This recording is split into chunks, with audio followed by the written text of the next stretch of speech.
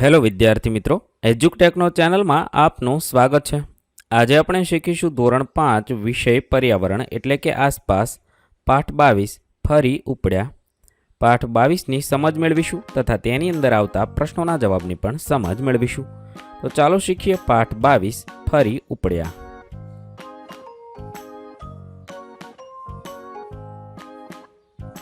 સૌપ્રથમ અહીંયા છે ધનુનું ગામ। આજે બધા સંબંધીઓ દશેરા ઉજવવા માટે ધનુના ઘરે આવ્યા છે। તેઓ તેમનો સામાન બળદગાડામાં લઈને આવ્યા છે। ધનુના પિતા પરિવારમાં સૌથી મોટા છે, તેથી બધા તહેવારો તેમના ઘરે જ ઉજવાય। ધનુની માતા, મામી અને તેની કાકી પૂરણપોળી એટલે કે વેઢમી બનાવવામાં વ્યસ્ત છે। તેની સાથે તીખી કઢી પણ બનાવવામાં આવી છે। વાત છે અહીંયા ધનુની ગામની અંદર દશેરા ઉજવવા માટે બધા ઘરે આવ્યા છે। ધનુના પિતા છે એ સૌથી મોટા છે।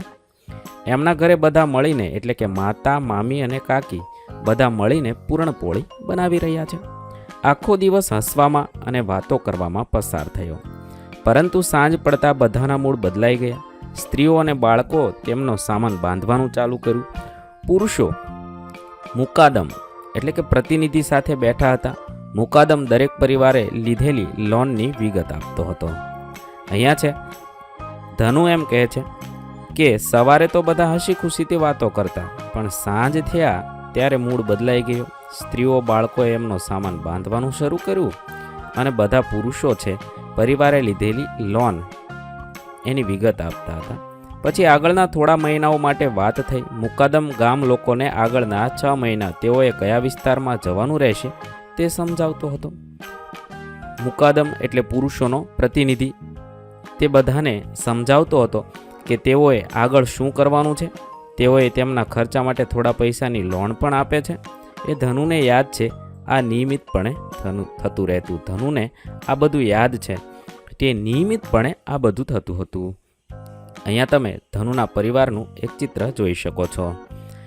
વરસાદની ઋતુથી દશેરા સુધી ધનુનો પરિવાર મોટા ખેડૂતોની જમીન પર કામ કરે છે। બીજા ઘણા પરિવારો પણ આવી જમીન પર કામ કરે છે। તેઓ આ મહિનામાં પૂરતા પૈસા કમાઈ લે છે, પરંતુ જ્યારે વરસાદ ન હોય અને ખેતરમાં પણ કામ ન હોય ત્યારે બાકીના 6 મહિના કેવી રીતે નિભાવવા તેની દરેક જણ મુકાદમ પાસેથી ઉછીના પૈસા લે છે। તે પૈસા પરત આપવા માટે મુકાદમ માટે કામ કરવું પડે છે। મુકાદમ શેરડીની ફેક્ટરીનો પ્રતિનિધિ છે। તે તેમને શેરડીની ફેક્ટરીમાં કામ શોધવામાં મદદ કરે છે। એમ કહે છે કે અમુક મહિનાઓ સુધી લોકો પૈસા કમાઈ લે છે। વરસાદ હોય ત્યારે તો બધા કામ કરે છે, પરંતુ વરસાદ ન હોય ત્યારે બાકીના 6 મહિના શું કામ કરવું તેના માટે આ મુકાદમ પાસેથી બધા લોકો પૈસા લે છે। અહીંયા તમે જોઈ શકો છો મુકાદમ બેઠો છે, બધા લોકો તેની ફરતે બેઠા છે। મુકાદમ તેને પૈસા આપે છે અને કામ પણ આપે છે। શેરડીની ફેક્ટરીનો એ પ્રતિનિધિ છે। શેરડીની ફેક્ટરીની અંદર કામ શોધવામાં આ મુકાદમ બધા લોકોને મદદ કરતો હોય છે। હવે કહેવાનું છે, ધનુના ગામમાં બધા ખેડૂતો પાસે તેમની પોતાની જમીન છે? તો જવાબમાં લખી શકાય ના। ધનુના ગામમાં અમુક ખેડૂતો પાસે પોતાની જમીન છે। ત્યાં મોટાભાગના ખેડૂતો મોટા ખેડૂતોની જમીનમાં કામ કરે છે। વર્ષના કયા સમય દરમિયાન ધનુના પરિવારને કામ મળે છે? કયા સમય દરમિયાન તેમની પાસે કામ હોતું નથી? જવાબમાં લખી શકાય, ધનુના પરિવાર પાસે વરસાદ શરૂ થાય તે પહેલાંથી જ ચાલુ કરી દશેરા સુધી કામ ચાલે છે। બાકીના 6 મહિનામાં તેમજ જ્યારે વરસાદ નથી આવતો ત્યારે તેમની પાસે કામ હોતું નથી।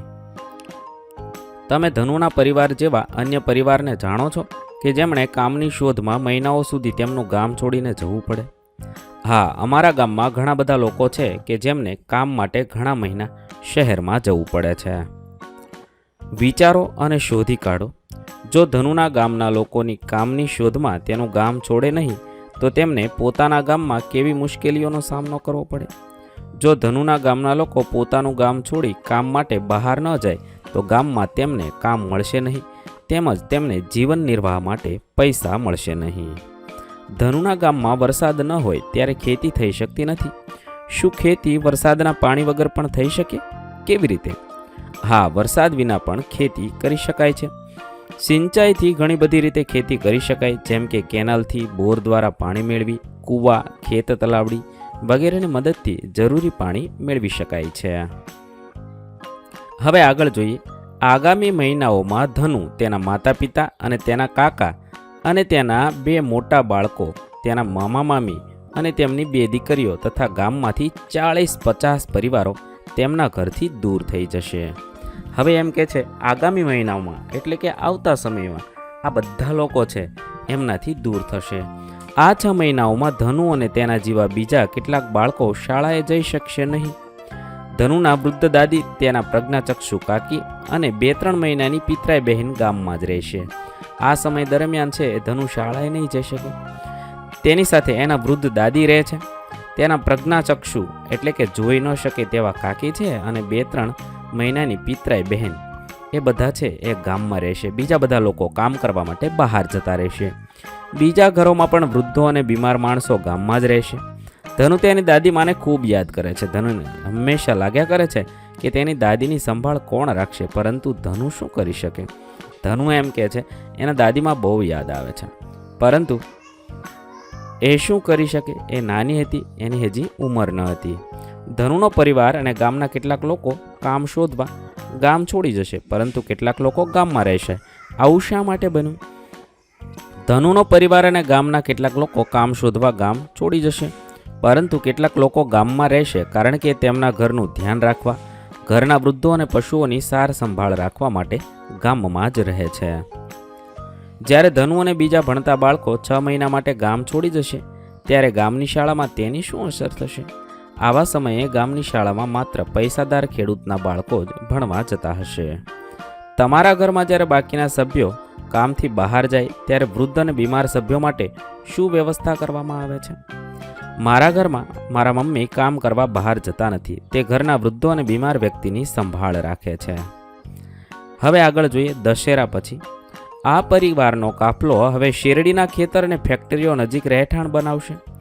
6 મહિના માટે તેઓ સૂકી શેરડી અને તેના પાંદડામાંથી બનાવેલી તેમની ઝૂંપડીઓમાં રહેશે.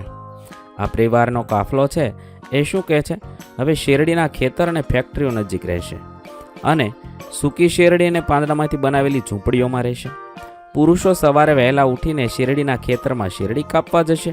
સ્ત્રીઓ શેરડીના ભારા એટલે કે બંડલ્સ બાંધશે, પછી ભારાઓને ખાંડની ફેક્ટરીમાં લઈ જશે. ધનુ વારંવાર તેના પિતા સાથે જાય છે. ઘણી વખત તેઓ ફેક્ટરીની બહાર બળદગાડામાં રાત્રિ વિતાવે છે. ત્યાં ધનુ બળદ સાથે રમે છે અને આજુબાજુ ફર્યા કરે છે. એમ કે છે ધનુ પણ ઘણીવાર એને પિતા સાથે જાય છે.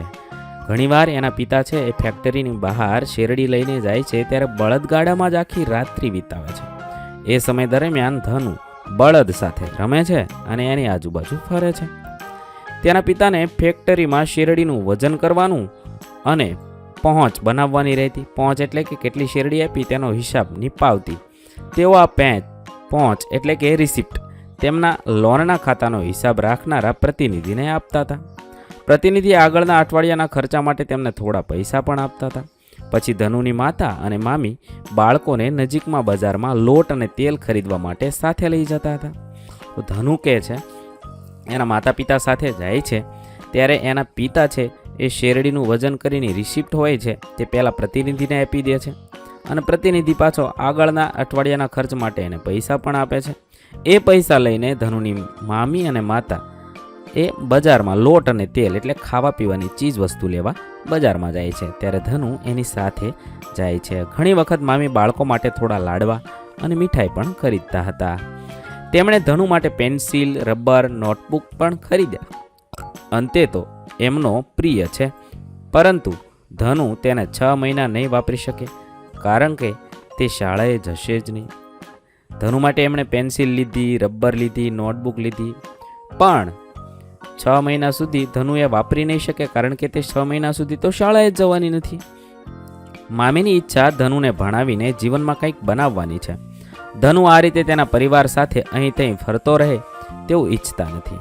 એને છે ધનુને કંઈક બનાવવો છે, પરંતુ એ છે એના પરિવાર સાથે આવી રીતે ફરતો રહે તેના માતા પિતાને પણ ગમતું નથી, એ પણ ઈચ્છતા નથી. આમ છતાં એમને લઈ જવા પડે છે. મામા અને મામી તેના માતા પિતાને કહે છે જ્યારે ફરી આપણે દશેરા પછી ગામ છોડવાનું થાય ત્યારે ધનુને તેના દાદા દાદી કાકી સાથે ત્યાં જ મૂકીને આવશું. ગામમાં બીજા બાળકોની જેમ તે પણ શાળાએ જશે, તેનું ભણવાનું ચાલુ રાખશે, તે આગળ ભણશે અને કંઈક બનશે. એમ કહે છે કે આવતી વખતે છે આપણે ધનુને ત્યાં જ મૂકીને આવશું, જેથી તે શાળાએ જઈ શકે, એવું એના મામી છે એના માતા પિતાને કહે છે. હવે વિચારો અને કહો, મામી શા માટે ઈચ્છે છે કે ધનુ આખું વર્ષ શાળાએ જાય અને ભણે?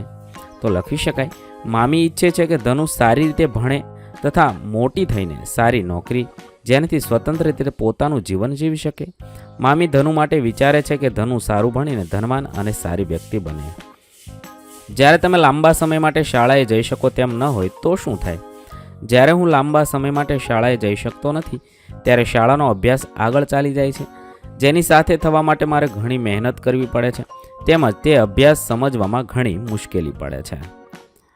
ચર્ચા કરો અને લખો. ધનુને તેના ગામના લોકો સાથે ગામ છોડીને જવું પડે છે. તે સમયે કોઈ સગવડ કરી શકાય કે જેથી ધનુ તેનું ભણવાનું ચાલુ રાખી શકે? કેવા પ્રકારની? હા, ધનુ ત્યાંની શાળામાં પ્રવેશ લઈ શકે છે.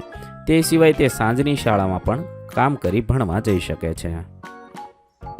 શું તમે કોઈ એવી નોકરી અથવા કામ વિશે જાણો છો જેના લીધે લોકોને તેમના પરિવારથી ઘણા મહિનાઓ દૂર રહેવું પડે? આ પુસ્તકમાંથી ઉદાહરણ જુઓ અને લખો. એવા ઘણા બધા કામ છે કે નોકરી છે જેના માટે લોકોને કેટલાય મહિના પોતાના ઘરથી દૂર રહેવું પડે છે, જેમ કે વિદેશમાં નોકરી, નેવીમાં નોકરી, આર્મીમાં નોકરી, હોસ્ટેલ શાળામાં ભણાવવું વગેરેમાં ઘણા મહિનાઓ સુધી પરિવારથી દૂર રહેવું પડતું હોય છે. જુદા જુદા પ્રકારના ખેડૂતોના જીવનમાં શું સમાનતા અને શું તફાવત છે? સમાનતા તો મોટાભાગના ખેડૂતો માત્ર ખેતી પર આધારિત હોય છે. તેમના પરિવારના બધા લોકો ખેતી જ કરતા હોય છે. તે સિંચાઈ માટે માત્ર વરસાદ પર આધાર રાખે છે. મોટાભાગના ખેડૂતો ઓછું ભણેલા હોય છે. તે પરંપરાગત રીતથી ખેતી કરતા હોય છે. મોટાભાગના ખેડૂતને પોતાની જમીન હોતી નથી. આવા છે એ સમાનતા હોય છે. તફાવતમાં થોડા ખેડૂતને પોતાની જમીન હોય છે. બીજું છે તેમના થોડા સભ્ય ખેતી કરતા હોય અને બાકીના સભ્ય નોકરી કરતા હોય છે. થોડા ભણેલા હોય છે અને થોડા અભણ હોય છે. કેટલાક ખેડૂતો આધુનિક પદ્ધતિથી ખેતી કરતા હોય છે. ત્યારબાદ કયા કયા કારણોસર લોકો સ્થળાંતર એટલે કે માઇગ્રેટ કરતા હોય છે? સ્થળાંતર કરવાના ઘણા બધા કારણો હોઈ શકે, જેવા કે નોકરી માટે, કામ કરવા માટે, અભ્યાસ માટે, સેવા કરવા માટે પણ ઘણા લોકો સ્થળાંતર કરતા હોય છે. હવે આપણે શું શીખ્યા? તમે આ પુસ્તકમાં જુદા જુદા પ્રકરણમાં ઘણા પ્રકારના ખેડૂતો વિશે વાંચ્યું. તેના આધારે આપણે કોષ્ટક પૂર્ણ કરવાનું છે. દામભાઈ અને હસમુખભાઈ, જમીન પોતાની છે, તેઓ ઘઉં, જુવાર ને બાજરી ઉખાડે છે. ઓછું ઉત્પાદન, સિંચાઈની સગવડ નહીં, પાકની ઓછી કિંમત, તેમને માત્ર ઘર માટે આવક મળે છે. હસમુખભાઈ તો જમીન પોતાની છે, વસ્તુની બજારમાં વધુ કિંમત મળે છે, તે ઉગાડે છે.